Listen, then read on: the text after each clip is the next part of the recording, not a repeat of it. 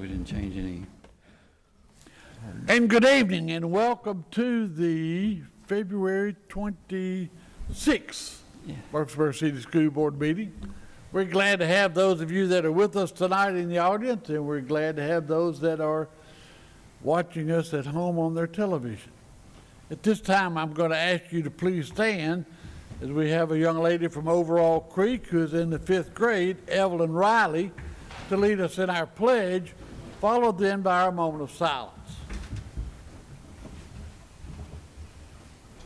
I pledge allegiance to the flag of the United States of America and to the republic for which it stands, one nation, under God, indivisible, with liberty and justice for all. And now our moment of silence.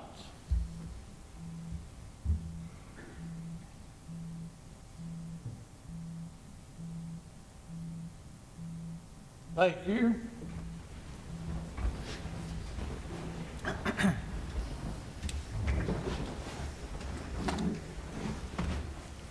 All right, board members, you have seen a copy of the agenda. Do we have a motion to approve the agenda as printed? So moved. Thank you, Ms. Barton. We have a second. Second. Thank you, Mr. Ballard. All in favor, say aye. Aye. Aye. Any opposition?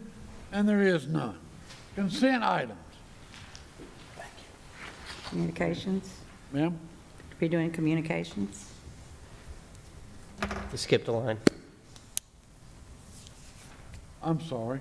Communication. Excuse me, Ms. Trail. That's all right. I looked right over it and I didn't mean to. I'm actually going to start this communications out with asking Mr. Duke to join me and let him speak a little bit. Yes, and if I might say, this may be the best dressed I've ever seen this board. So, as you can see, yeah, you look great. We wanted to officially, for our viewing audience, unveil the new Salem Elementary mascot, which I know you guys have gotten a sneak peek of, but we're excited to announce that we will be the Saints, home of the St. Bernards. Pull that up. And we have our logos ready. We have our colors picked out, and we are starting to brand and get out to the community who we are so they can be excited about joining the Salem Elementary team. So our parent meetings officially start next week, and we are excited to start handing out car magnets and yard signs and start building the community around Salem Elementary. Thank you, sir. Very nice. Any comment from any board members? Thank you for our shirts. Yes, sir. Yeah. Thank you. I like them. All right, Ms. Trail, now the rest of it's up to you. Actually, I'm going to turn over the podium several times tonight. First, I'm going to go ahead and turn it over to Dr. Gilbert. Okay. Board, tonight we thought that we would give you a presentation of STEAM and what that looks like in Murfreesboro City Schools, which is unique. Really, we're talking about 4 different things. We're talking about a very deep planning process that's based on standards. We're talking about connecting content across content areas, across disciplines, so integration. We're talking about the engineering process, and then finally we're talking about applied learning. So we're going to start this off with a video that was done when the Tennessee Rural STEM Collaborative came to Overall Creek, and then we'll go from there.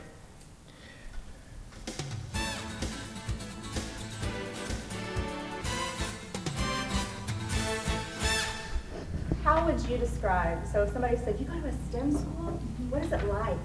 How would you explain? I think it's different than just a normal school because STEM is a way to tie all the subjects together so you can do everything but with connections. What we're doing here today at Overall Creek is bringing our Rural STEM Collaborative cohort members to tour a STEM school located here in Middle Tennessee. So our Rural STEM Collaborative is a year-long training and mentoring experience for rural teachers that are really trying to increase their capacity and learn more about STEM teaching and learning, particularly around transdisciplinary project-based learning and how to expand their network or STEM ecosystem and leverage resources in the community to support instruction in the school. When we think about STEM, it's not the acronym science, technology, engineering, and math. Instead, it's strategies that engage minds. It's that hands-on, minds-on learning where students are collaborating together to solve problems They're looking into the community to see how they can make a difference. And they're using their creativity and problem solving and critical thinking skills every day in the classroom. The way that we approach STEM is really real world learning, so it's important for our students to develop the capacity to solve problems. And what that means is that we're not teaching isolated subjects that just apply to today, but we're really trying to prepare them for the real world. It kind of allows the teacher to see, like with just one subject, the teacher can see like that they're not super strong in that. But STEM, it kind of has all the subjects combined, so it could be like the students showing their creative side, and this teacher's like, oh, well, I never knew that they would be good at this with math, like kind of combined into it. I think they need to be tested for the program. I have a little interesting perspective because not only am I inside the school, I'm a parent, and we're kind of a transplant. So it's a little bit of a mixture of all sides here. So I see I'm following both here, but see from the student perspective, I see you guys planning a ton and working hard. But when Evie comes home, not only does she love school like normal, I knew we were switching gears a little bit when she came home and asked for a recycling bin. And I was like, okay, all right. And she was like, well, I want to use it for my STEAM projects.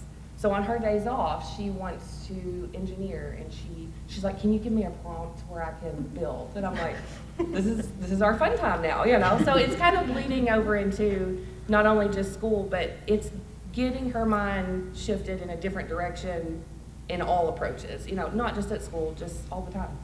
Well, with STEAM and STEM, what I do is I'm responsible for the support areas in the district, and we try to incorporate all the support areas to support what the teachers need to teach the children about different careers, different activities, different engineering, different aspects that apply to the real work world. What I love to see is when the kids' faces light up when they get it and they says, oh, I didn't know that. We have to have this to do that. And they're learning on a much deeper scale now that what is that actually applicable to what they're learning in school, to what it is out there, and like in building of a building. They get to see the actual thing as it's completed. You know, it's so collaborative amongst the students that it does just open so much up to what they really do know, because they're relating it to other things they've learned, other things they already knew. You know, presenting them with a real world problem, I can't even put it into words, because it's just like, you don't know what they know until you present them with something like that, and then they just amaze you. I feel like we're doing what we're supposed to do. That's our job, to prepare our children. So hearing them say that we're doing that is really productive for me, because it lets me know that we're on the right track, and that's important.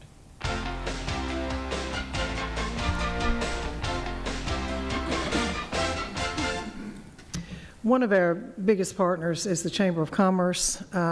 They provide us with ideas. More importantly, they give us the reason why. And so I really appreciate Beth Duffield being here. She has done a tremendous job with workforce development. Her official title is Senior Vice President for Education and Workforce Development, but I just look at her as a colleague. So Beth, would you please talk about why this is important and kind of what your role is and what you do? Absolutely. Thank you for the opportunity to be here tonight, and it is a pleasure to serve in our community. I call myself a dot connector. So really my role is to work with our industry partners and identify what educational and training needs that they have, and then connect those back to our schools, so that even beginning in elementary school, so for K-12 and our post-secondary partners, we're developing a pipeline of talent that begins with that career exploration as early as possible. And so what the city's school system is doing in terms of STEAM education is critical and vital to our future in Rutherford County in terms of building that workforce. So we focus on 5 key industry sectors. We had a study done in 2015 by Jobs for the Future, which is a partnership with Harvard's College of Education, that gave us data specifically for Rutherford County that identified construction, healthcare, IT, supply chain management, and manufacturing as those industry sectors that have the highest growth potential, highest earning potential, and highest demand for employees. All of those encompass STEAM. So the earlier we can begin to help our students understand the connectivity being able to solve problems, because that's what our employers are looking for. Monthly, we convene meetings with those employers. We have industry-led councils that have been meeting for over 3 years. Our construction council is a great example of partnership with Murfreesboro City Schools. So Dr. Gilbert came to the council with the idea of If I Had a Hammer program, which focuses on numeracy, which is critical for student success in STEAM. And what I thought was really fascinating about that was we were just at that point really getting our employers to understand the value of working with our middle schoolers and high schoolers. Because thinking about elementary school students, that's a long time to think of I'm going to invest in this 4th grader, and that's 10 years before they might come to work for me. But those employers, which include Old South, Turner Construction, Roscoe Brown, S&W Contracting, just to name a couple, they see the value of helping students as early as possible understand what careers in construction are like and what opportunities are available for them. So we're here to support and do all we can to help all of our students in Rutherford County be successful and to help them find a career track that's right for them. Then hopefully that fills those workforce positions that we have great demand for. Thank you, Beth. Thank you. I'd like to turn this over now to really to a couple of folks. I want to turn it over to Adam Bryson, who has just started down this road, and then also to Don Barch, who's been working on this for a while now. But I thought it would be important for you all to hear what it's like to be in a school where this has begun. And really, it's not a huge change from what we're doing. It's just making sure we're going in depth. And I guess the other part of that would be different is making sure that there's applied learning. So why am I needing to learn this? What does it look like in the real world when I apply that learning? So, Adam, it's yours.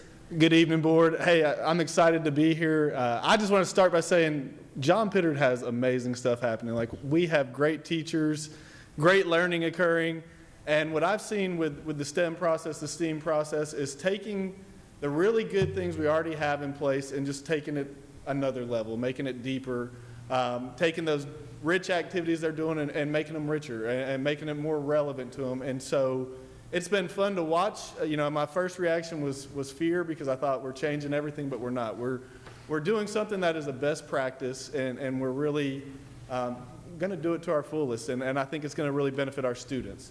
I'd asked Miss Graham, one of our 4th grade teachers, to come share. She's been in Murfreesboro City Schools forever. She was not able to make it, but I brought 2 of her students along because I thought, who better to hear from than them? So I'm going to turn it over to our coach. This is Suzanne St. John's, who's our wonderful coach, and she's going to share a little bit. And then we have 2 4th graders, Duncan Chu, and you might notice something, Natalie Bryson, and they're going to come up and just kind of share what they've experienced. Thank you for letting us come and share with you this evening. We've got quite a few things we want to show you. First of all, I think it's really important for you guys to kind of understand the process that we're getting to instructionally. So this is our working document. Making sure I don't hit anybody. The teachers contacted me over Christmas break and said, okay, we want to work on this. So we got together, and this was one of 3 documents that we put together. And as you can see, this is an integrated piece. We started with the science up here, our social studies standards. We've got our ELA and our math. And in each of these little gutters going down the middle and the sides, we've made connections. So we put all of those connections together, and we came up with an overarching question. And our overarching question was, how does man's hunger to know affect the stability and change of our world, both positively and negatively? So after we got all of our connections ready, we pulled out our text, and we got complex, rich text. Our initial text was within the grade level lexile, and then we started pulling other research materials. As we started going through, it was really good. It was a good text because it had a lot of science in it. It had a lot of geography and a lot of just habitat information in there, and food chains and food webs. So the children asked a lot of questions, and so from those questions, we formed research teams. So we have research team 1, 2, 3, 4, 5, and 6. And so each of those kids got to go deeper into their area of interest, which was really fun. And they're going to show you what they put together. And from a lot of that work, we did writing prompts. So we've got several pieces of student work here where they were able to answer questions and write to a prompt. And then this is just some research that they did. And this student, they turned into doctors. So they became Dr. So-and-so. But each doctor had their work. They kept all their work in their bag, and they kept up with all their articles. And so it was a really fun process for them collaboratively. And so I'm going to let Duncan and Natalie sort of show you some of the work that they did and what they learned. I'll hold it for you. What my research team basically did is we learned how glaciers and icebergs affect the world, both positive and negatively. And we made a lot of reasons how it can affect us and how it can affect us positive. And we just learned a lot. At the end of this unit, the students presented for part of some other grade levels within the school. So they set up their PowerPoints, their posters. Some of them did a play. Natalie's team did a play, and we had a couple of rappers. And so they would culminate this information and share it with other students that came, and they would have questions. Second grade came, they were doing some research on penguins, and so they got to share their information on Antarctica with the second grade students that were also doing penguins. Natalie? You want to hold it? And could I ask you to step up just a teeny bit so we can pick up on the mic? That'd be great. Thanks. Our question was, what are the adaptations that plants and animals have to help them thrive in the Antarctic environment? And we learned about the animals in Antarctica and how they thrive and the plants that thrive, and we learned a lot. What did you learn about the moss that grows in Antarctica? It takes 100 years. If someone steps on it, it takes 100 years for the moss to grow back. That's right. We learned that an inch of moss in Antarctica takes 100 years to grow. And so we would look at the sides of glaciers, and there would be tons of moss on the sides of the glaciers, so you can see how long they've been there. But it's also a delicate balance.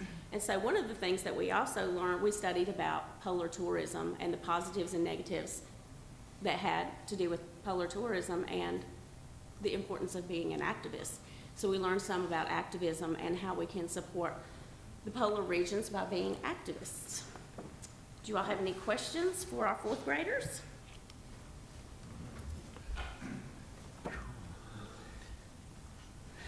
Yes. Is that the Titanic that you have heading towards an iceberg right there?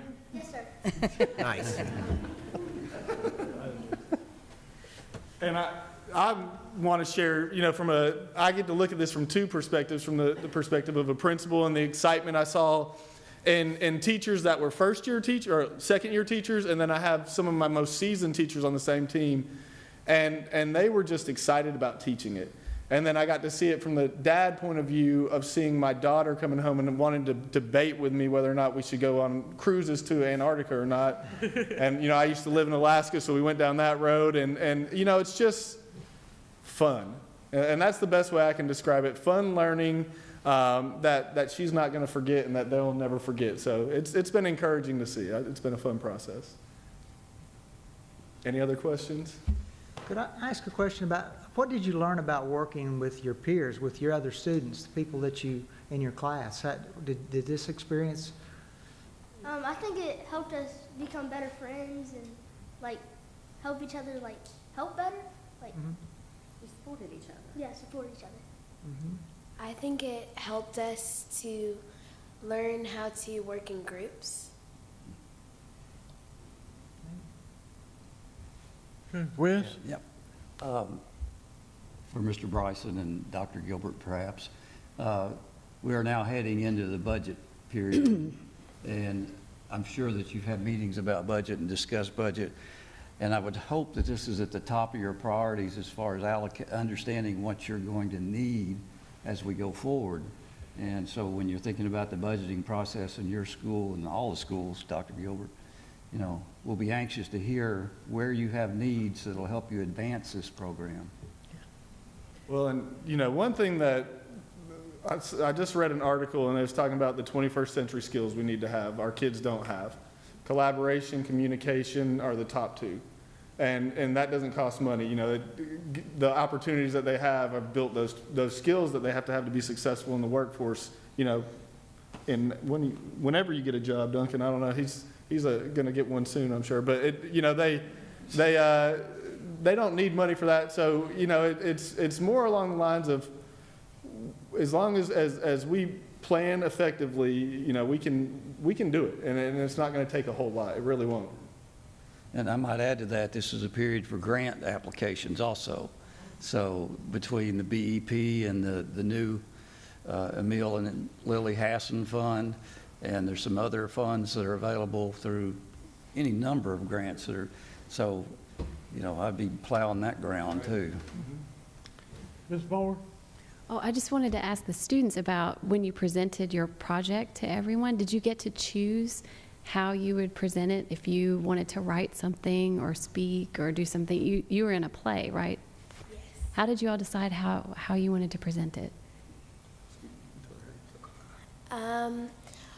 All we did was we kind of planned it out, and then we all kind of like voted, and we decided on a play. In your group decided, was it? What we did, we had a few choices, like do you want to make a poster or PowerPoint and stuff? We basically chose a poster because most of our people who are in my group, we really like drawing, and we wanted to do a poster so we can draw pictures about icebergs and glaciers, and it was just a really good choice to do a poster. Yeah, that's great. So you knew what interested you and how you like to do things. Well, that's great.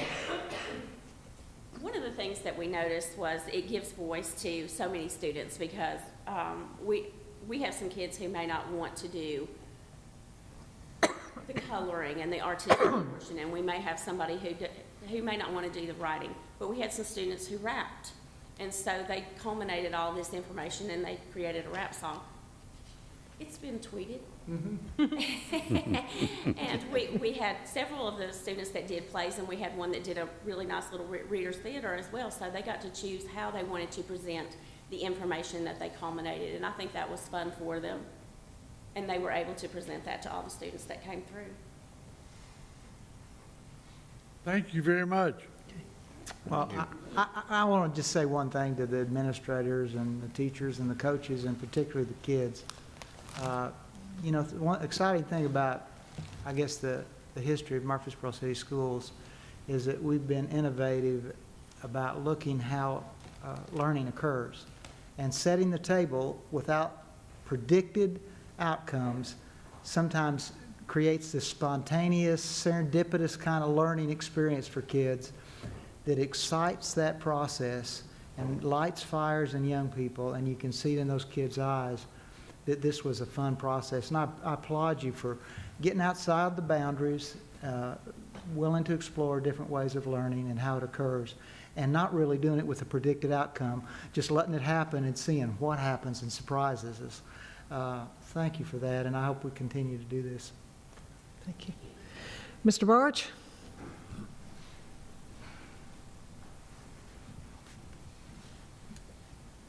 Well, good evening, and appreciate being able to talk to you all today. We've been doing STEAM, most of you know, for several years. Actually, that was the premise behind Overall Creek. We cheated a little bit, or I got to cheat as an administrator. We have a creek, so we've been using that and kind of pushed us out and got us going down this STEAM journey. When Dr. Gilbert asked me last week to talk about this, I promise you I'm not going to be long, because these four people here are the more important people that you want to hear from. I was trying to figure out what I was going to say, and fortunately I got to be part of by accident, a conference call with Nissan. And there's some Nissan gentlemen working on a STEAM bus for us. or I don't know if it's for us. That's why I don't know the particulars, because I was by accident in this conference call. But we got going and talking about virtual reality and what Nissan is currently doing right now. So every time I turn the corner, there's yet another reason to keep doing STEM or STEAM in our schools. What's going on at Nissan right now is they don't even have a line set up for, again, I don't know, but they're going to be producing something in about a year. And I don't know what that is. But they're developing the line. And they're using virtual reality. They got two people that are totally going through the process of putting together what they're going to be putting together in virtual reality. At the same time, they have the HR department and other cameras recording so that they can see if they bend over too much for this, then they got to adjust the line so they're not bending over, and so they don't have workers' comp, so they don't have all, you can just imagine what they're eliminating by using virtual reality. I'm just going to be blunt, that don't come from textbooks. Just doesn't. Just doesn't. So I'm excited to see what these guys have to say, or hear what these guys have to say. I got two teachers, Miss Christy Honey, who was in our third grade classroom when we started at Overall Creek 5 years ago. And now she's our media specialist who plays an integral role in integrating the reading and just about anything we need help with. And then Anna McDonald has been at Overall Creek since a year after it opened. So all she knows is Overall Creek. And so Anna's going to be talking to you. And then you saw our star parent in the video. Miss Riley's going to come back up, and then her daughter's going to talk to you. Evie's going to talk to you some more about what, from a student perspective. Go ahead, Miss Honey, Miss McDonald. All right, hi. I'm so glad to be here tonight because this is something I'm passionate about. And as Mr. Barch said, I worked in this city for a long time, well, 11 years, before I actually went to Overall Creek. So when I went there at first, I was like, oh my gosh, what's going on? I'm a new teacher.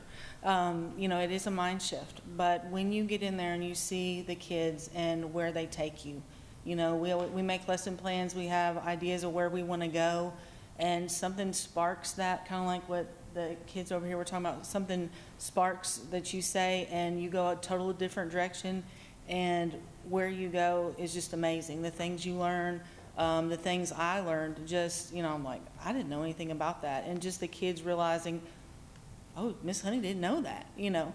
And just the happy.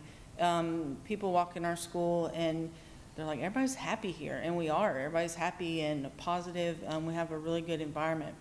Another way I could talk about this is from going to the classroom to the media center to the library. It's just awesome seeing kids and what books they want to check out. You know, typically you think they might, you know, stereotypically might want to go towards the graphic novels, which they love. But then I have kids coming up, hey, you got anything on bridges? I want to know about bridges. I want to know how do they work? Do you have any books on this? Do you have books on how to make a prosthetic arm? You know, it's just amazing what their interests are and how it shifts from year to year and things that they want to learn about. You know, when I was in school, I never asked about things like that. The nonfiction that they want to read is amazing. And then also I do have two kids at our school. They're in second grade. They've been there this is their third year. And like I said, at our house sometimes, you know, we've got Rube Goldbergs going through the bedroom, or, you know, can I create this? Can I do this? Well, Mom, I can't talk right now. I'm brainstorming, you know, I'm engineering. I'm going to be gone in here in my room for a while. I'm going to be engineering. Please don't bother me. I'll let you know, you know. And the vocabulary and just the excitement. They love school. So it's just an honor to be there, and it's an honor to help other faculty that are coming over to work with us and help them start the process at their school too. It's an honor to be able to do that. I'm humbled by that, and I greatly appreciate being here tonight to talk about this. Thank you. Hi, I'm Anna McDonald, and I'm just going to talk to you through a teacher's perspective about STEM and what that means to me and to some of our teachers at Overall Creek. I'm going to talk to you about two things. The first thing is student needs. That is something that's really big for me. That's really important to me. I have all kinds of kids from all over, but also with so many needs. I have kids that are gifted learners that have dyslexia, autism, I mean, all over the place. And if you were to walk down my hallway during the last gallery walk, you would not be able to tell who was who. They all did an amazing job, and that just fires me, because they are given a voice and they're able to succeed, and that's really important for every learner and for every kid. And it's just awesome watching them take something and be creative with it and solve a problem and then want to show that to the world. And I mean, they literally asked me, can we present this to someone? And that's just awesome for a kid to have that voice and to work really hard on something and be able to show that to the world. The second thing is the planning.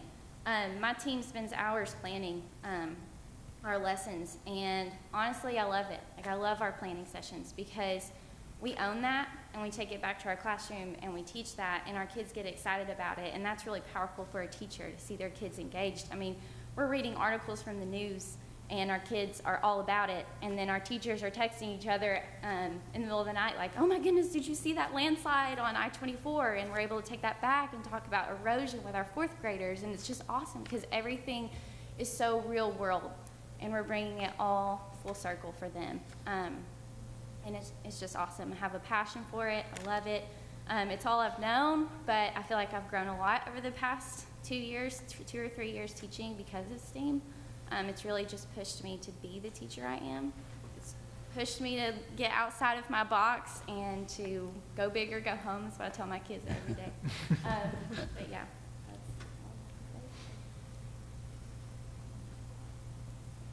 Hi. Okay, I'm Mallory Riley, and I'm a parent at Overall Creek Elementary. You saw my daughter Evie. She'll be up here again in a minute. And you heard a lot of what I have to say already on this video. So I'll just start with, I kind of have an interesting, unique perspective, I think, because we moved here almost 4 years ago. So we came from a more traditional school setting to a STEAM school, which was a huge draw as we were visiting different schools. It was something that when we left, we came back and said, that's where we want to be. And so that was kind of interesting going into it, not knowing what to expect, but at the same time knowing that we were really drawn to it. Also, besides being a parent and seeing that aspect of things, and from coming outside the school system to here, I also now work in the library. So I get to see it from the inside and the outside, which is really cool. So the two biggest factors to me as we've started kind of seeing how things play out were environment and the problem solving. The environment to me is huge. I mean, they are not kidding when they say it is a positive. It's so hands-on. These kids are so excited about getting in and engineering. It does not matter what problem you put out in front of them. They're so excited to tackle it, which was kind of amazing to me coming in as a parent. And the problem solving to me is huge. I don't think there's anyone in this room that would say everything ever goes according to plan. And so to see these kids be able to tackle that and not be frustrated and not shut down, it's like you have leveled the playing field and raising the standard all at the same time. And so I think it's so exciting to see these kids that come in and want to participate and give their ideas, and hey, I'm not great at this, but I'm finding out that I'm really good at this, or they're just really excited, and I love being a part of that. Evie? My name is Evie Riley, and I'm in 5th grade at Overall Creek Elementary. I have been at Overall Creek since I was in 2nd grade. Coming from a non-STEAM school to Overall Creek has definitely changed my educational experience for the better. Some of my favorite things about STEAM are the challenges it gives you. It gives you deeper thinking.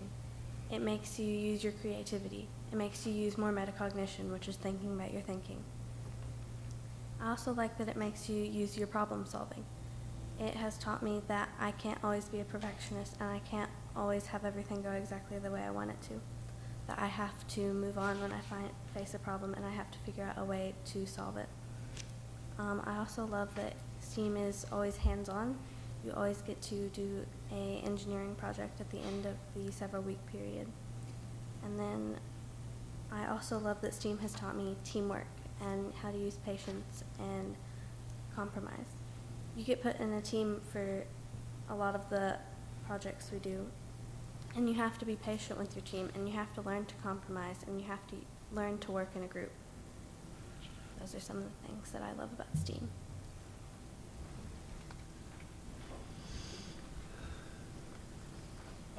And you may have some questions, but before I forget, Ms. Duffield has been helping us out already, and I appreciate it. She was real quick on some replies for us finding some community partners.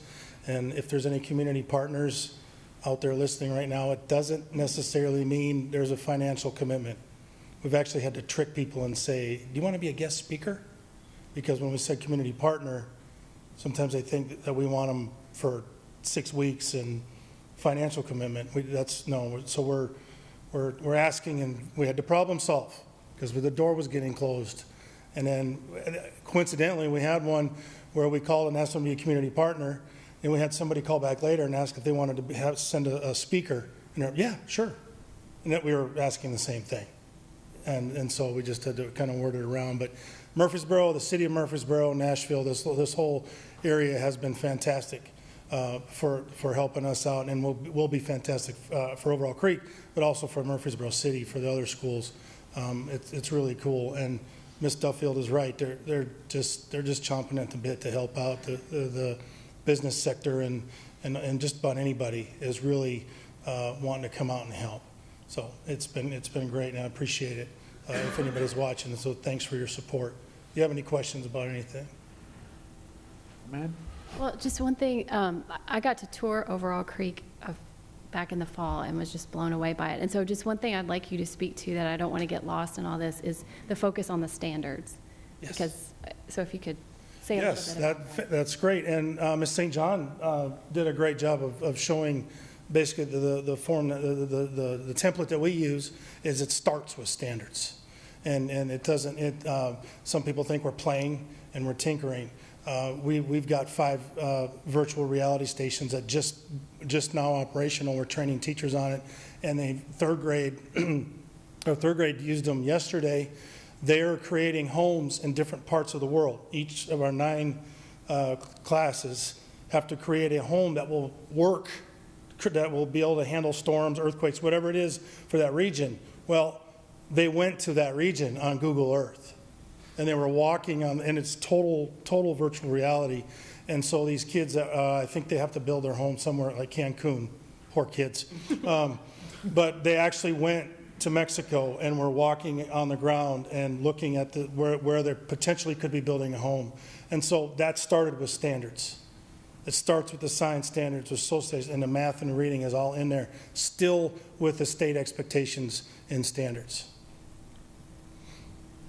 One of the things, Don, that was mentioned was cost. Would you talk a little bit about that? Because I think that Mr. Bryson addressed it, but if you would address it, please. Mr. Bryson did a great job of saying that most of it is, it's free. It's teaching the communication skills.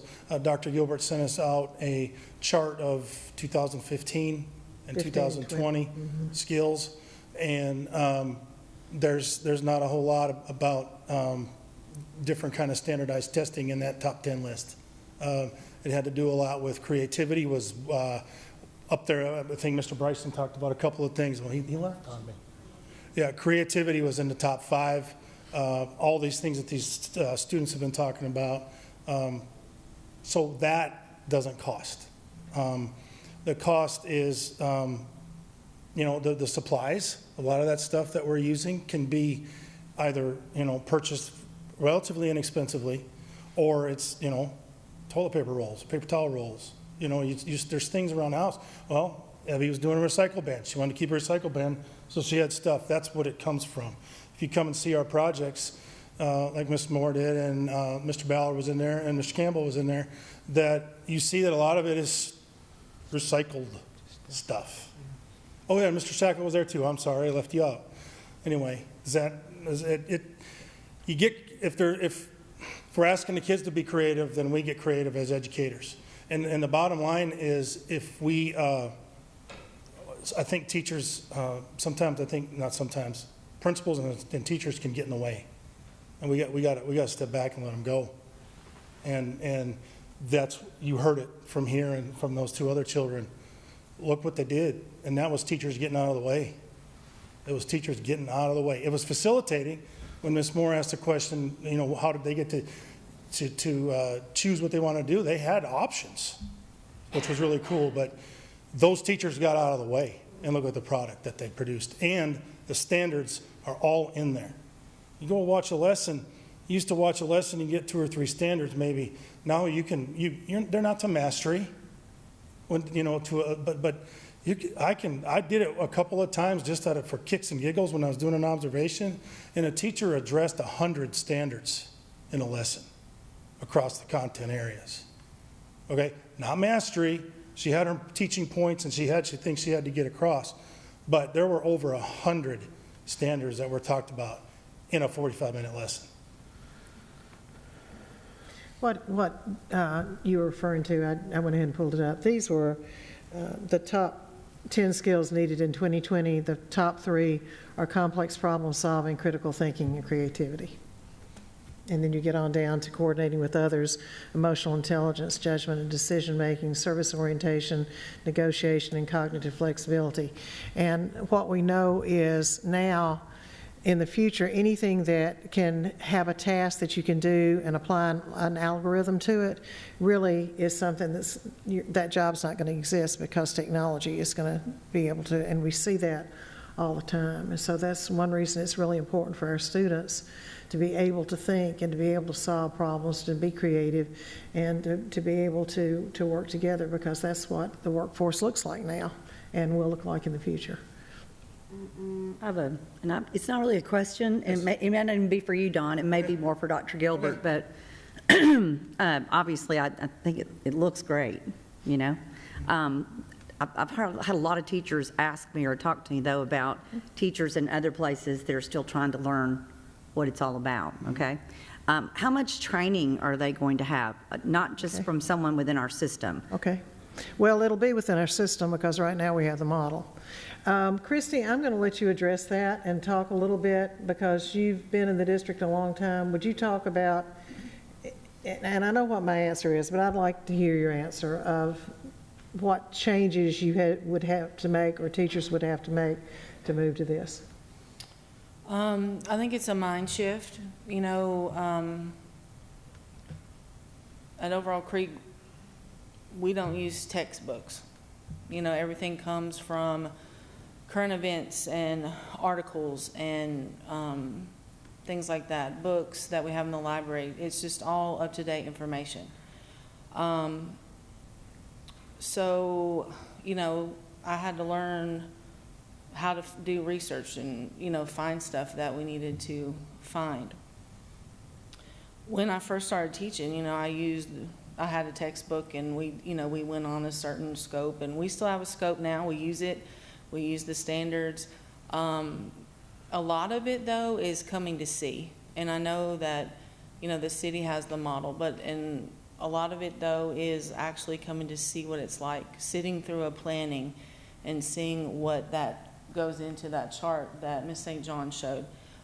Seeing how when you go to the classroom, it's different, but at the same time, it's similar to what you've always done. It's just a mind shift change in how you ask those overarching questions, and you let the kids guide what you're doing, answering questions, coming up with a prototype, things like that. They're more in control. They guide where we go. We have an outline, like I said before, but, a lot of times that outline gets pushed to the side because they come up with the idea that they want to go to. If I stood up here and talked about it all night, well, you could do this and you could do that, until you go and experience it and see it and walk it, and not just go one time, not just come over for an hour. It takes time, but it's just taking that step. For me, it was pushing myself out of the box and just making a conscious effort to try something. And like when we first started Overall Creek, when I went over there, it was reading.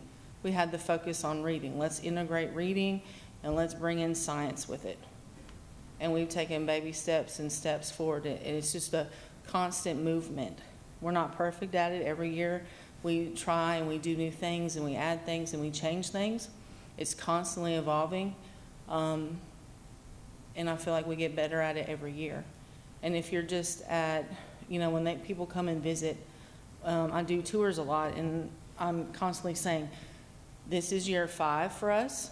It's not, your year 1 or your first step is going to look different. And yes, we have high expectations, and we want that. But at the same time, that's awesome. If you can go in and your year 1 looks like our year 5, that's great, because we can learn from you too. But it's just, it takes time. You have to put yourself out there. It is a mind shift change. But at our school, we have teachers like myself, teachers that have taught longer than me, teachers that are brand new. This is their first year. It's their 3rd or 4th year. Teachers that have come from the county schools. So we have a lot of variety at our school. Does that help? Yeah, it does. When we talked earlier about the group that came to see you, that was a group that has been studying the STEAM program for how long before they are really implementing, right? I mean, weren't they? They were there almost in a training capacity. So I feel like that group is what we ought to be doing with our teachers instead of expecting them to do it too quickly and not feel confident about what they're doing. Right, and here's the difference. I think when Don started, there was not a model. And so when Overall Creek started, there really wasn't a model at all. And so he had to learn what that planning looks like. So if you look at where our schools have gone, so we've gone to the deep planning already. They've already broken down the standards. Now it's a matter of connecting. They've already gone to when you are planning together and you're planning that math and you're planning that ELA, there are those automatic crossovers that you see. So really, when you think about the engineering process, what we've had to do with the math task and the reading task is you have that discourse that you used to not have. So you already have those elements that are in place that we've worked on for the last 3 or 4 years. Now it's a matter of really combining together to add the real world, and it does have to do with just going and watching. And what we've seen is the schools that have stepped out there and moved toward it, it's a really pretty fast process because they already have those elements in place that they've had to have because of the movement toward the kind of tests we have. And so really, I think it moves faster probably than what we think it would just because you already have, like I said, the way the state, the way you've had to move with the new standards and the new testing is toward this. So that helps. If we were starting out and every school didn't have a model to look at, if we were starting out and we hadn't broken down the standards, if we were starting out and we didn't have the deep planning, some schools didn't even have PLCs in other districts. So they've had to go back and form the professional learning communities. So all those things, having those things in place have really helped us to move toward that way. So it's not, the schools, and I guess probably Ms. St. John would be the one, but they're for the schools that have said, okay, let's try this, let's look at it, let's see what it looks like. I haven't heard the pain that you might think that you might hear with this. Just I haven't heard anybody that's opposed to it. Yeah. I just think that they feel like that they're being pushed to try it sooner than they feel ready to. When like I said, right now with the standards and to get the scores that we need to get on the test, you're going to have something like this in place. So you're going to have the math task already. You're going to have the English task already. You're going to have taking a look at something that's not a curriculum because there's not a curriculum that matches what Tennessee's requiring. So a lot of those elements are already there. So I don't know whether I would say yes. We've said this is the way we're going, but I think that push, that initial push came from the state. Now, there may have been some schools that delayed going there, and I think it showed up in their test scores.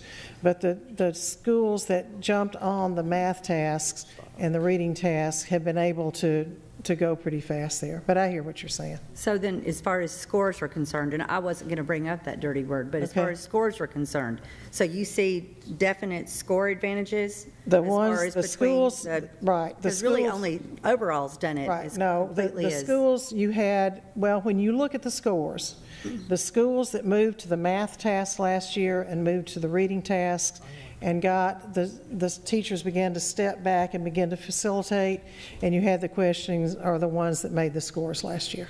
And the ones that did not, the ones that still looked like what we call the SPI world, where you had more teacher talk than you had student talk, are the ones that didn't. And that was really clear. And one of the things that, one of the reasons that I'm pushing it as an administrator is, you remember when we got those writing prompts and the kids would go, oh, well, we didn't have this one. Yeah.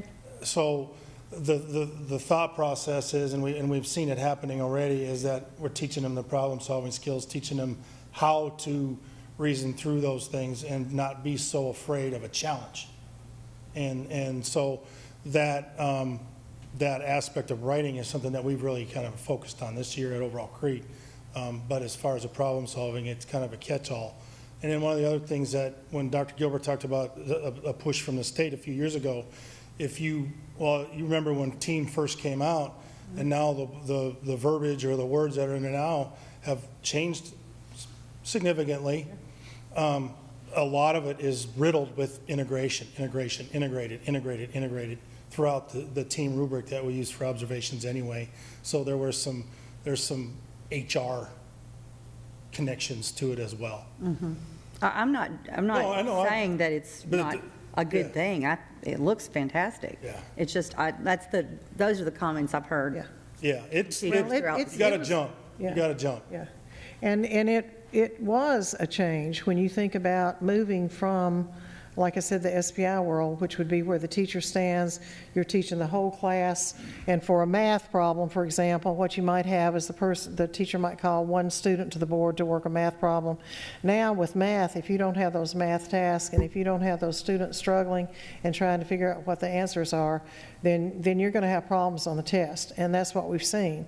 And so when you think about what you heard tonight with the struggle, the student work, it really does look a lot like the math task that we started. Suzanne was in Bradley last year, and I think one of the reasons for their success really last year was the fact that she did push and did move and did work to the ELA test. So for the schools that have, and I don't think we have a couple that may still be struggling with doing that, but overall I would say the schools have seen where there's really not a choice. If you're going to do the standards, you're going to have those tasks, and you're going to have the student struggle, and you're going to have the student problem solving.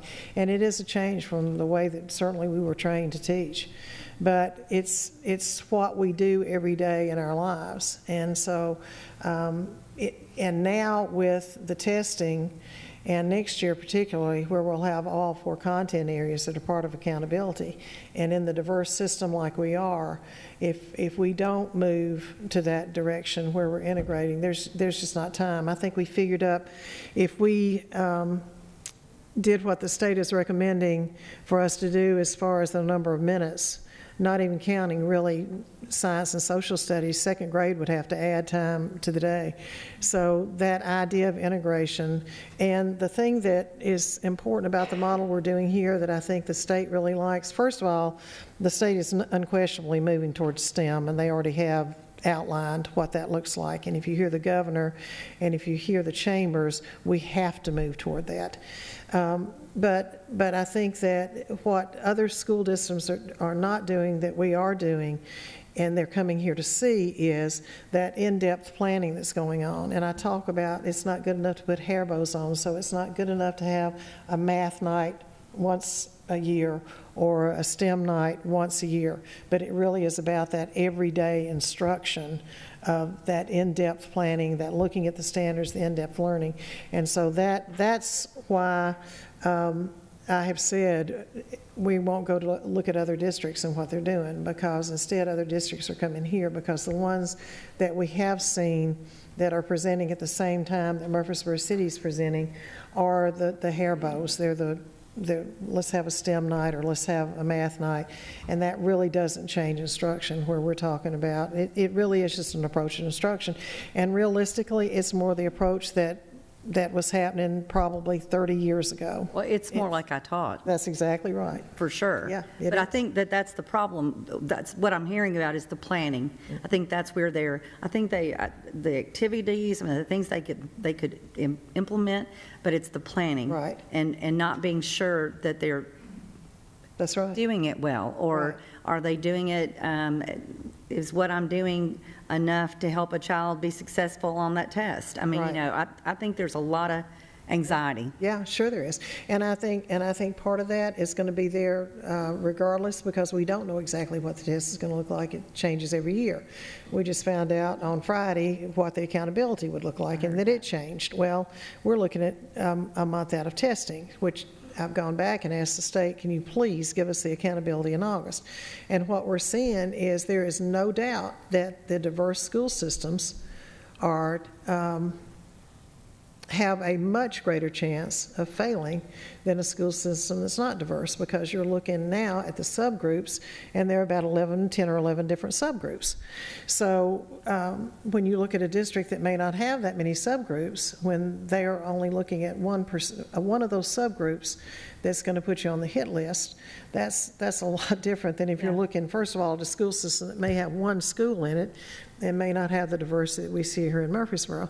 So I think one advantage of this, and they kind of mentioned this, I believe it was, that she mentioned that with this, and we're seeing it with our English learners too, and I think we saw it last year at Bradley, because they are having those conversations and they are talking about it, that oral language for our students that are special needs students, and also our ELL students in particular, we're seeing them automatically learn, just like if we sit around a table and we're talking and we're struggling to figure out what a question's asking, and then also how we're going to answer it.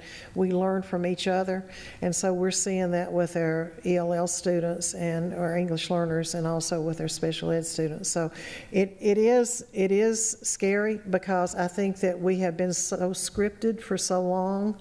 And I think some school districts are, but they're having to move away from that. I mean, it's vastly different to be saying, here, teachers, here's a textbook, teach it page by page, and saying, okay, your students need to be able to solve real-world problems. And because those real-world problems are going to change from year to year.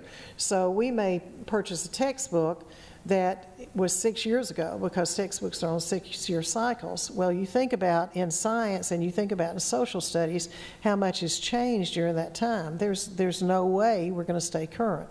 So the advantage of this is, as Ms. Honey has said, is she really has a role as the librarian to make sure that she is working with those teachers and that they are looking at and investigating and finding current events that they can, just as they mentioned with the erosion and what we were seeing on I-24. So that is the advantage of this, is it can be real world and it can be student-centered and student interest, but it's very different than the way we were taught to teach out of a textbook. So it's kind of fascinating to watch the world change, and a lot of that change is coming because we are now actually verbalizing that what we are testing is not what the world of work is needing. And so when I know Ms. Duffield, when you talk to the chamber, yes, they need their math, and yes, they need their reading, but they also need that creativity, and they also need that problem solving, and they also need those skills that we work with every single day. And so education, I heard Bill Daggett say that we have to be future focused and not just forward focused, but we really need to be trying to figure out what are those skills that we're going to need for the workforce later on. And that's a heavy burden. Thank you. Appreciate it very much. Ms. Trail? I'm going to ask Cherry to join me. In addition to all of this, we also have other activities going on throughout our school district. And Cherry and her team did a great job at Reeves Rogers sorry, I'm trying to look at computers and talk, celebrating Black History Month, and I want to give her an opportunity to show you a little bit about it, if I can figure out how to. Yeah. Oh, there it is. So sorry. Yes. Well, at Reeves, we focus on the standards, but we also focus in on our kids and our diversity.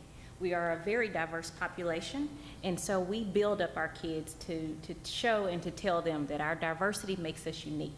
And so we had a little bit of fun with Black History Month.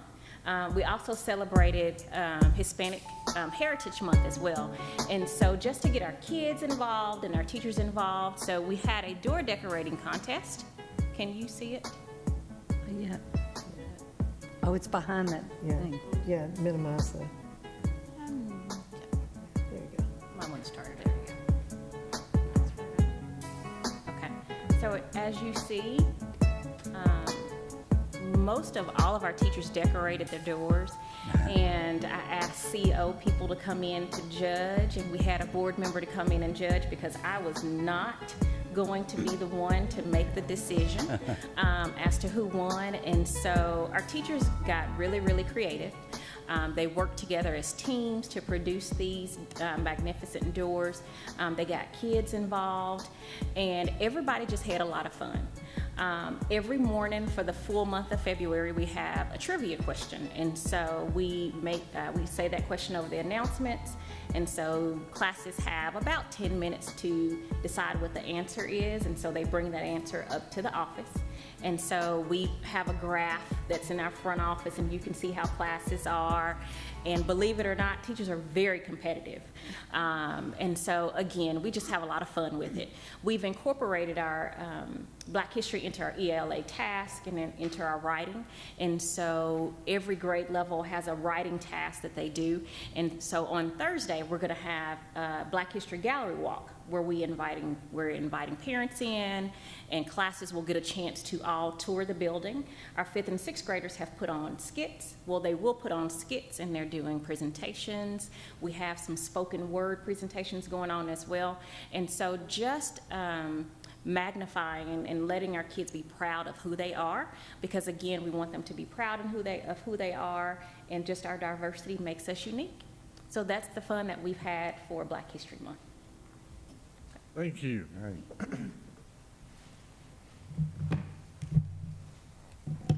Okay. Get back on this. Okay. Also, the artwork from Northfield, Overall Creek, and Hobgood were featured at a recent performance of the Stones River Chamber Players. I think several of you got to experience that.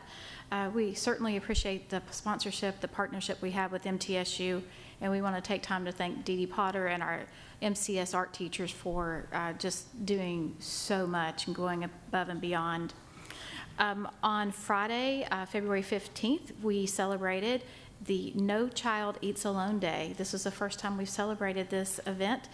Sandy Sheely and the nutrition team organized it and really worked with our schools to make a very successful day. If you attended, you knew it was just a great day. So we want to make sure that we say thank you to our Murfreesboro Fire Department, our police department, to our district staff who were out at the lunches, as well as to our board members who attended. It was a great day of just volunteer spirit and willingness, and just a good time to actually get to see the kiddos in their own environment.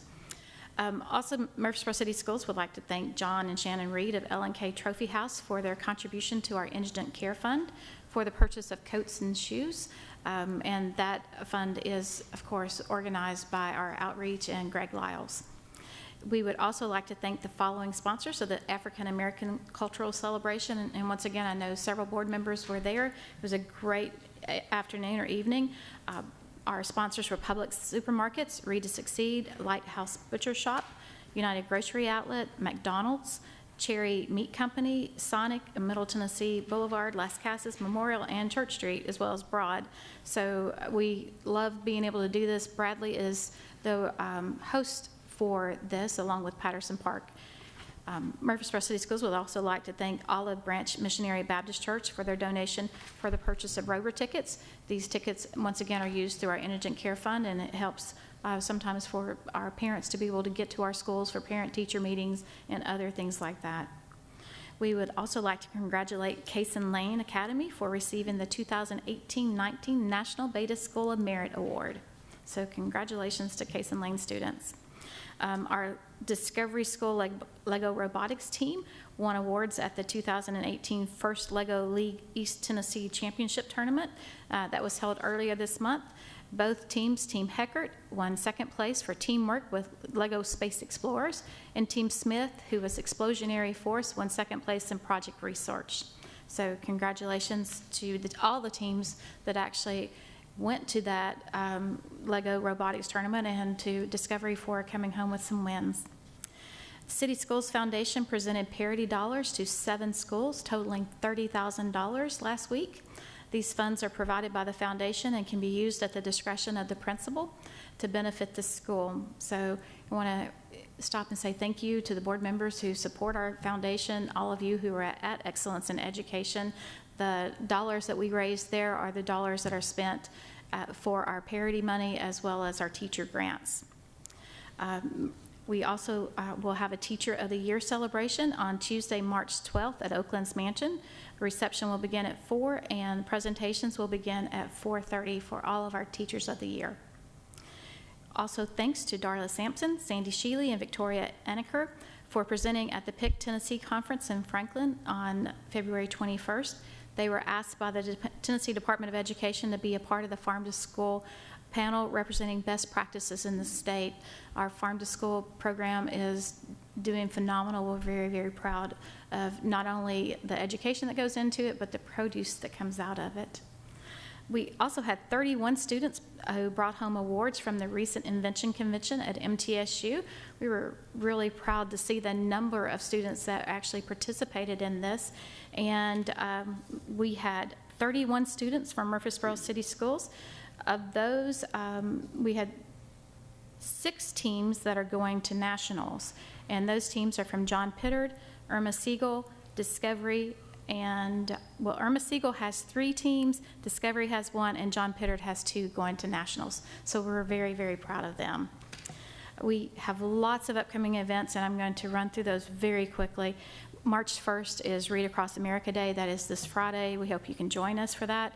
March 8th is the Festival Choir. It's where all of our schools come together and lift voices in one beautiful, beautiful just performance. And we will have around 300 students that night, and it'll be at Cason Lane Academy this year. March 21st through April 7th, we will have our first student art exhibit at the Frist Center. So if you are a member of the Frist Center, you will see MCS student artwork displayed throughout. It will be all 12 schools participating. We're very excited about that, a little nervous because it is our first time, but I know that our art teachers are going to be, they'll do a great job of displaying our students' work. Also, during that same period, March 18th through May 3rd, our student art will be featured in the rotunda out here at City Hall, which is always wonderful as well. And then March 16th will be our Gifted Academy graduation, and that will be held at Overall Creek. And those are my announcements, Mr. Chair. What about our 2 cheerleading teams? My apologies, they are not on here. Both of our cheerleading teams did fabulous. I would like to, Youth Rec was 10th in the nation, and Junior Rec was 2nd in the nation in their division. So they, if you were able to watch them on Facebook, the Facebook Live videos, they did a great job. Just amazing to see our kiddos out there performing in a national performance. So yes, thank you for bringing that up. 2nd and 10th place, if my recollection is correct. Thank you, ma'am, very much. Appreciate those information on what's going on in our wonderful school system. All right, now we will go to consent items. Do I have a motion to approve the consent items? Oh, you most certainly do. Oh, thank you, Ms. Barton. Do I have a second? Second. Thank you, Mr. LaRoche. All in favor say aye. Aye. Any opposition? And there are none. Thank you. Action items? Your first action item is a change to the medicines policy. This is 6.405. This is a change because of a state board policy, and you'll find it you'll find it in red, but lines 76 through 93. This has to do with students with adrenal insufficiency. Don't ask me to explain it, but it is required for us to have this, and I know that our health folks understand this a whole lot better than I do. All right. Do we have a motion to approve policy 6.405 on medicines? Moved. Thank you. Ms. Moore made a motion to approve. Have a second. Second. Thank you, Mr. Ballard. Any questions, comments? All in favor say aye. Aye. Any opposition? And there is none. Thank you. Your second action item is approval of the City Schools Foundation change of bylaws. I have with me Mr. Dustin Burris. He is our treasurer for the City Schools Foundation. The City Schools Foundation is a school support organization, and part of our bylaws says that if we change our bylaws, we must come before the school board to do so. So we have, I would call it a very small tweak in our bylaws, but I'm going to let Mr. Burris kind of go over that. Hey, good evening. So the main change we're doing is we're required to do an audit, a full accounting audit of our what I would call a pretty simple and limited transaction financial statements. And audits can be pretty expensive, pretty cost prohibitive to do that annually. So what we are proposing is that we do a CPA reviewed, have an accounting firm review our financial statements every year and then do an audit every third year. So that's basically the change in there. That'll be a little more efficient. We've got several layers of dual control in place already, and like I said, two events, two fundraisers. Not a lot of transactions going in and out, so it kind of made more sense in our view. Okay. Do we have a motion to approve? Mr. Chairman, I would just like to disclose, Mr. Speaker, I'd just like to disclose that my wife is the president of the City Schools Foundation, and other than trying to maintain domestic bliss, I don't think it's a real conflict, but I just thought I needed to say that. All right, sir. Thank you very much. Now, do we have a motion to approve this change? Move to approve. Thank you, Mr. Ballard. Do we have a second? Second. Ms. Goff, thank you. Any other questions or comments? All in favor say aye. Aye. Any opposition? And there is none. Thank you. Thank you. And your next action item is about buses. So, Mr. Anderson? Yes, thank you, Dr. Gilbert. It's time for us to buy buses. We have to place orders now before the end of February so that they arrive in time for school to start. We're asking for 3 buses. 2 are officially retiring from the state's rules and regs on buses that we can only drive them for so many miles, and these 2 will be expiring, and then we have 1 bus extra for growth for the area. When I do the report later on the enrollment growth, you'll see that we have now crossed over the 9,000 student line. So we're asking for 3 buses. We have received the bids. Only 1 company bid on it, and that was Mid-South Bus Company for Thomas buses. And they're 90 passenger buses, and the price is good for 365 days. So that's a good thing. That's what our request is, to approve the purchase of 3 buses to arrive in July. All right, Mr. Ballard? Mr. Anderson, so the quote for $98,000, is that for each bus? And so it's $98,000 times 3? Yes, sir. Okay, so each of the buses is exactly the same 90-seat bus? Yes, sir. Equally equipped? Yes, sir. Equally fixed out, okay. And you said you only had 1 bid. How did that occur? Did we send out RFQs or RFPs, as you call them? How many companies were invited to bid? If you're okay, Ms. Ava Jordan is here this evening, and she's the one who conducted the process. She is the supervisor of transportation. And she does an excellent job. Thank you. Good afternoon. ladies and gentlemen. We did send out the bid. It was an invitation bid. It was in the Murfreesboro paper, and then it also went on our website. It gave them 2 weeks before the actual opening of the bid. I did not get any responses from the other. We usually have Bluebird, International, and then Mid-South. I got a response from Central State, which is Bluebird, but they did not wish to bid on our buses. So Mid-South was the only company that did require the bid and did come to the bid opening. Did we have an opportunity to bundle with any other? We did not this year. There was one district that had bought several buses, but in the stipulation from Thomas Buses, we could not attach to that bid. We could not piggyback. Okay, so on the 90-seat, what is our utilization on a 90-seat bus? Normally we have, I try to set buses up where there is no more than 65 to 70 kids on a bus at any one time for that school. And the biggest reason we try to do that is safety for our students. And I'm sure as anybody has rode a bus, it can be, very noisy and loud. So we feel like that if we keep that minimum to about 60 to 65 kids on the bus, plus time restraints naturally in this city is a major thing. So if we've only got an hour or less to get them from one side of the town to the other, then that's a major issue for us. But it seems to help with our disciplinary issues on our buses when we have the smaller amounts.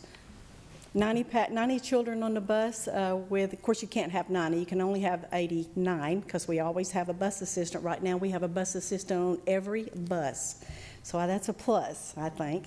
That's been a very hard thing to do this day and time.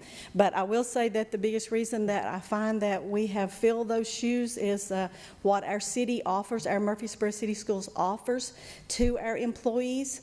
Full-time benefits is a big plus for these people that work in our department. Some of them are the only person in their household, so those benefits are major to them.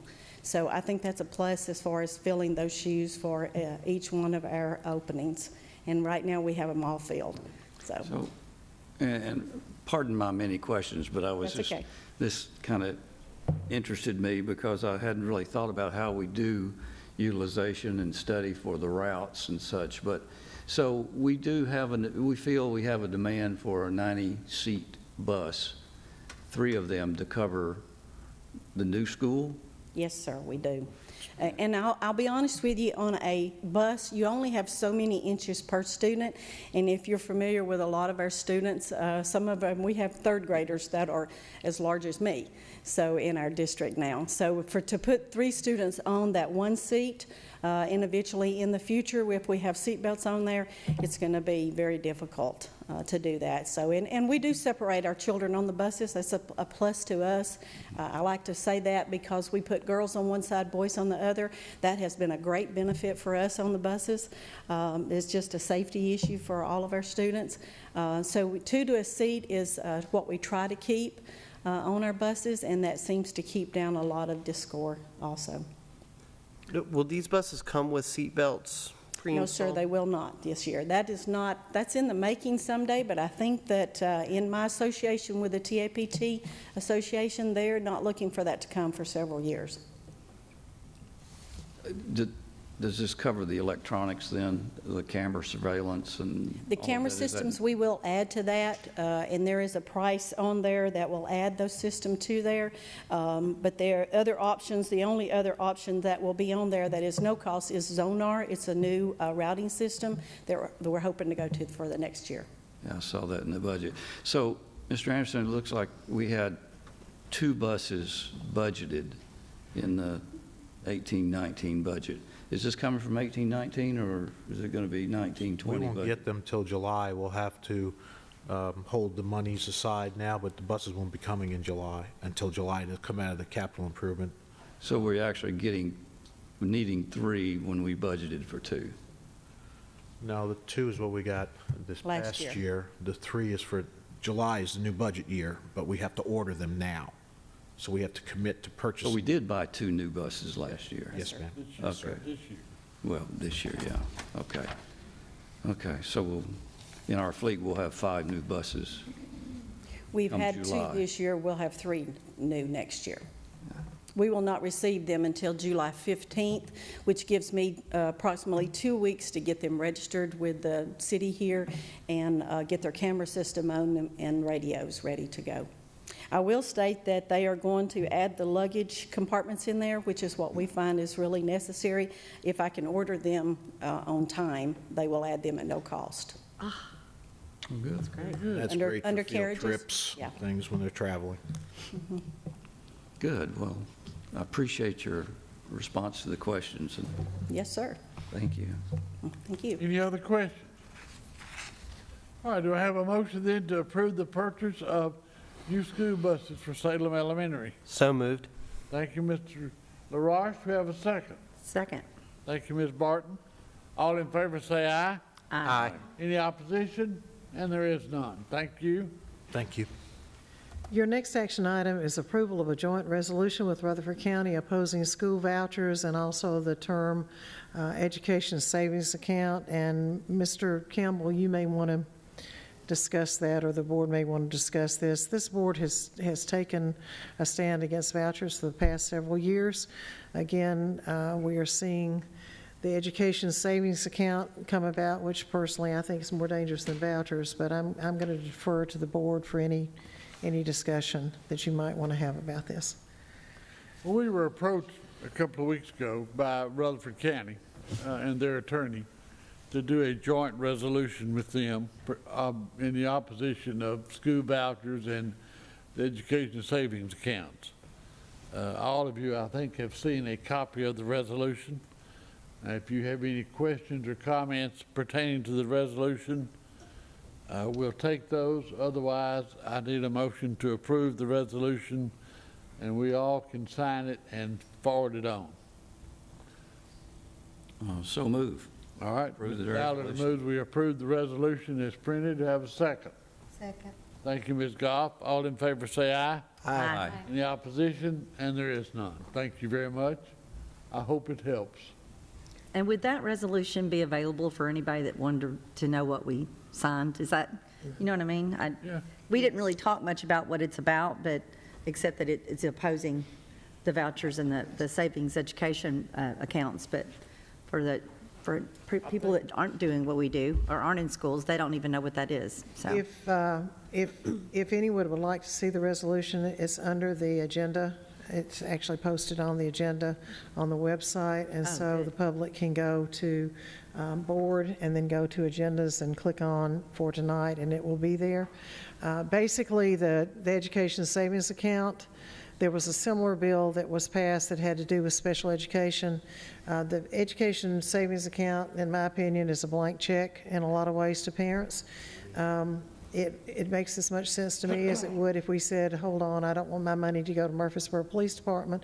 I want to hire a private security firm myself. So I think that it does the same thing. It does nothing as far as saving school system space, unlike some people have said. It does nothing as far as ensuring that there would be a certain quality education. Right now, there is nothing in place that if you had a receiving school rather than a home school, or a virtual school, there's nothing to assess that entire school.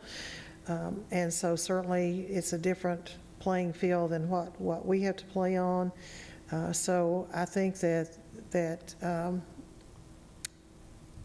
education is a public right, and I think public schools are a public right, just as surely as police departments and fire departments and any other departments are.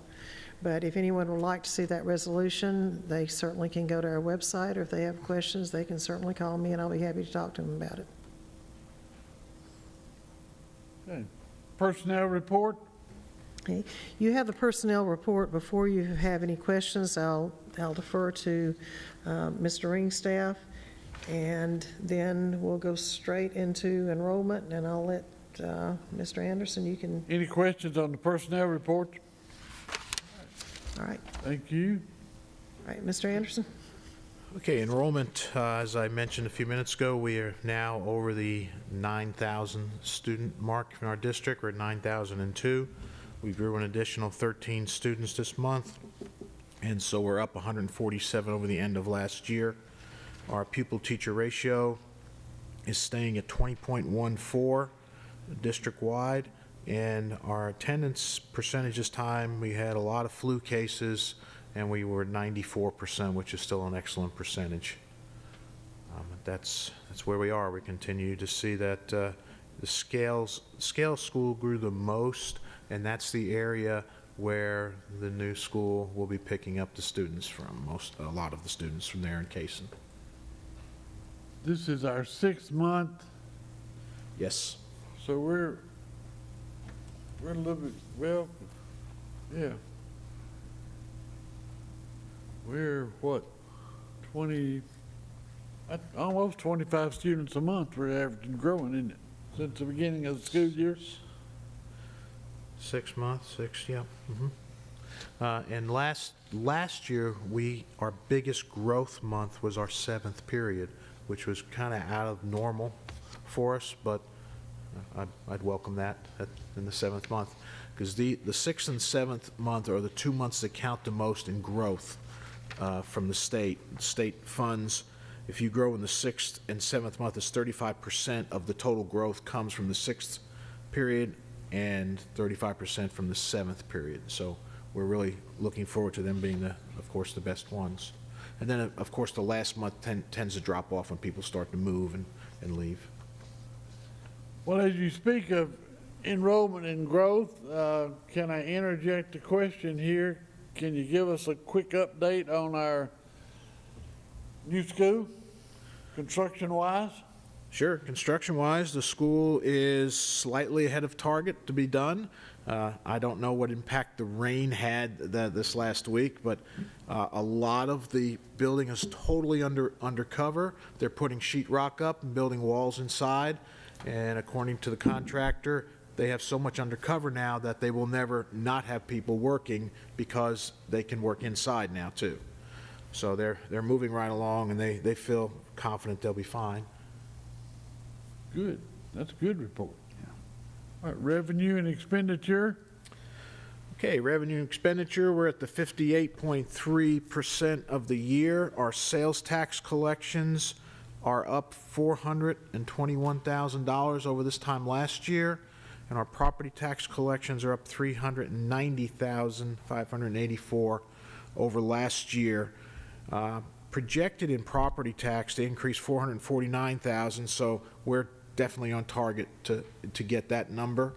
And I projected a flat sales tax year, so being up 420 helps. We did receive notice from the state this week that their first initial run at our growth, it says we will be receiving growth funds of about $511,000 in growth monies. Now, the fact that we projected $1 million in growth money, we will not reach that, but the fact that our sales tax is up 420, we should come out just fine on that for our revenue side of the budget. Expenditure-wise, we're on target with our expenditures, and our net income at this point is $3.9 million, which is up a few $100,000 over where we were last year at this time. Okay, very good. Thank you. Sir. All right. Other business coming before the board. I don't know if we talked last, but I was honored to be able to go to Discovery School. Has it been 2 weeks ago? A week ago? And the new Commissioner of Education visited.